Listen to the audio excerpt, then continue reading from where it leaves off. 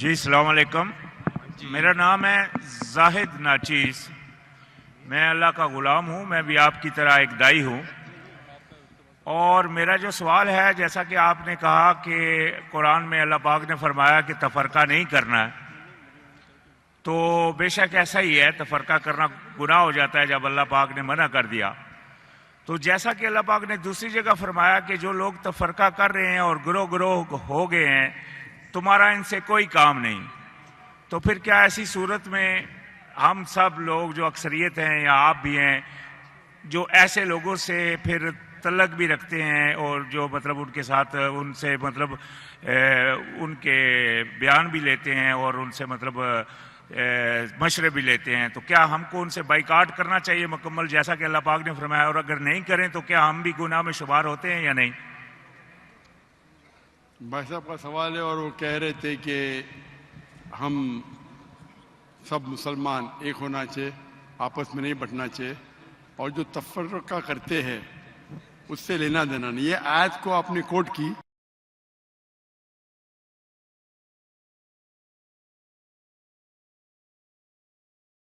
اس کے اندر اللہ کے رسول سے مخاطب ہے. کیا اے رسول، جو دین میں فرقے بناتا ہے اسے تجھے لینا دینا، مطلب تو بری ذمے ہے. اللہ کے رسول سے اللہ فرماتے، آپ کو کانٹیکٹ دیکھنا چاہیے.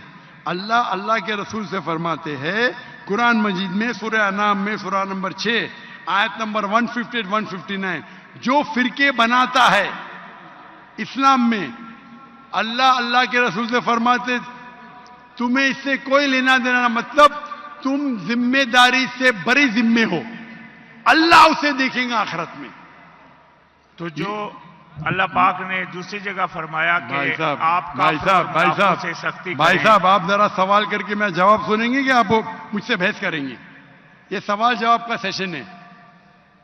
میں نے میرا جواب کمپلیٹ نہیں کیا اور آپ بول رہے.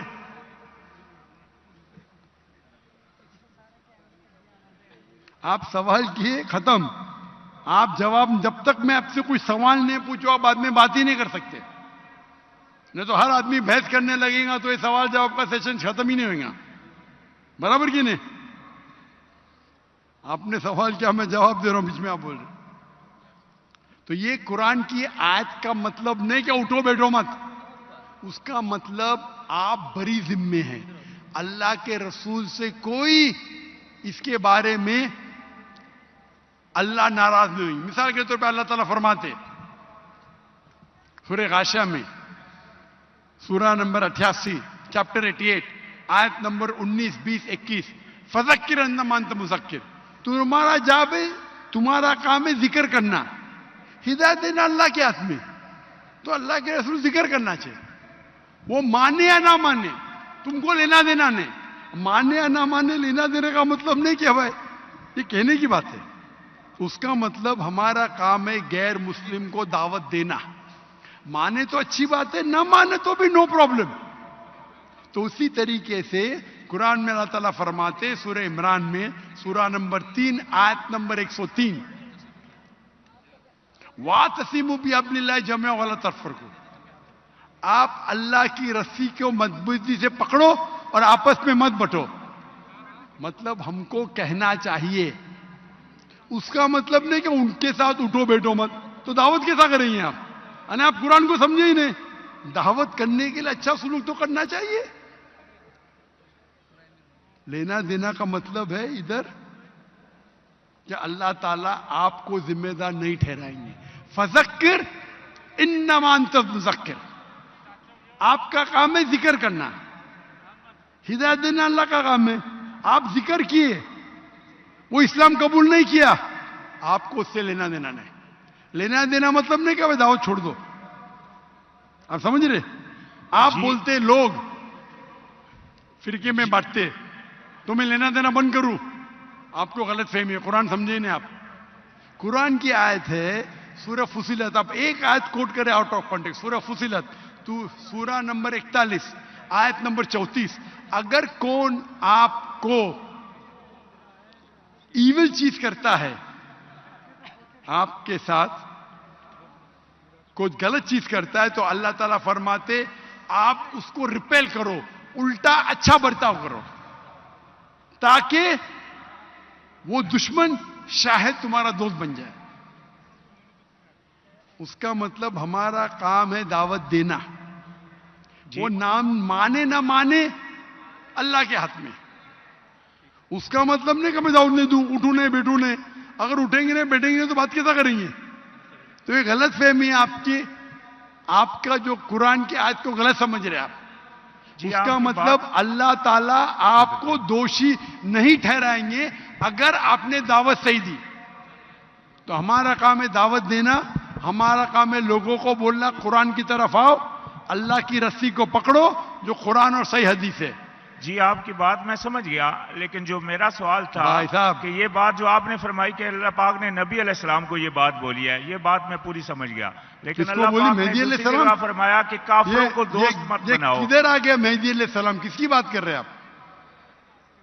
کدھر مہدی علیہ السلام آ گئے ادھر؟ میں نے کہا اللہ پاک نے فرمایا دوسری جگہ کہ کافروں کو دوست مت بناؤ, اور کافروں اور منافقوں پر تم سختی کرو, اور مومنوں کی پہچان ہے اشداء علی الکفار رحماء بینہم. یعنی کہ اللہ پاک بار بار قرآن میں کفار اور سنیے بھائی صاحب سنیے, پہلا رول کو توڑ دے. بھائی صاحب نے کہا ایک سوال پوچھو, ہر سوال کا جواب ہے, آپ گوگل کرو سب مل جائیں گے آپ کو. آپ یہاں تقریر کرنے کے لیے آئے کیا؟ ایک سوال پوچھے جواب دیا. ابھی آپ بولتے قرآن میں لکھا ہے کیا کافروں کو دوست مت بناؤ؟ یہ نیا سوال ہے. ابھی سب کا جواب موجود ہے, گوگل پہ ٹائپ کرو ڈاکٹر ذاکر نائک کافروں کو دوست مت بناؤ, جواب مل جائیں گے آپ کو. آپ اس کوشچن آنسر کے رول کو توڑ دے کیا نہیں؟ ہم اتنی لیٹ ہو گیا, میں چاہتا ہوں اور لوگ کو چانس ملے. تو یہ بھائی صاحب نیا سوال پوچھ رہے, کافروں کو دوست مت بناؤ, یہ دوسرا سوال ہے. اور یہ آدھی آیت ہے, پوری نہیں ہے. پوری آیت ہے کہ آپ کافروں کو مسلمان کے بدلے, اگر کمپٹیشن ہے تو اپنا ولی مت بناؤ. ٹھیک ہے, جانتا ہوں میں, کچھ ترجمے میں دوست لکھا ہے. ریئل آیت ہے پروٹیکٹر. ولی مطلب پروٹیکٹر, دوست بھی کہہ سکتے, لیکن دوست کے معنی یہاں لکھے ہے ولی اپنا پروٹیکٹر مت بناؤ. ایک مسلمان ایک مسلم کے بنسبت ایک کافر کو اپنا پروٹیکٹر مت بناؤ. مطلب اپنی حفاظت کے لیے اگر دو لوگ ہیں آپ کی حفاظت کرنے کو تیار ہے, مسلمان اور غیر مسلمان, تو آپ غیر مسلمان کو اپنا ولی مت بناؤ. ولی کا ترجمہ دوست بھی ہوتا ہے, لیکن دوست ایک عام لفظ ہے. عام دوست, گہرا دوست, جگری دوست, فرق ہے. تو یہاں مانا جاتا ہے ولی, کیونکہ دوست کے تو کئی معنی ہوتے. ایک عام انسان جس سے آپ بات کرتے اسکول میں, وہ بھی آپ کا دوست ہے. لیکن یہاں قرآن میں جن میں اس کا ذکر نہیں ہے, اگر بات نہیں کریں گے تو دعویٰ کیسا کریں گے؟ مجھے دعویٰ کرنے کا تو قرآن کی آیت ہے تعالوا الی قومکم. تو یہ عام دوست لفظ ترجمہ غلط ہے. آپ بالکل صحیح غیر مسلمان سے دوستی کر سکتے. عام دوستی جو ہم کرتے اسکول کے اندر, کالج کے اندر, اسکول میں, تب تک دوستی نہیں کریں تو دعوت کیسا دیں گے؟ تو یہ قرآن کی آیت ہے.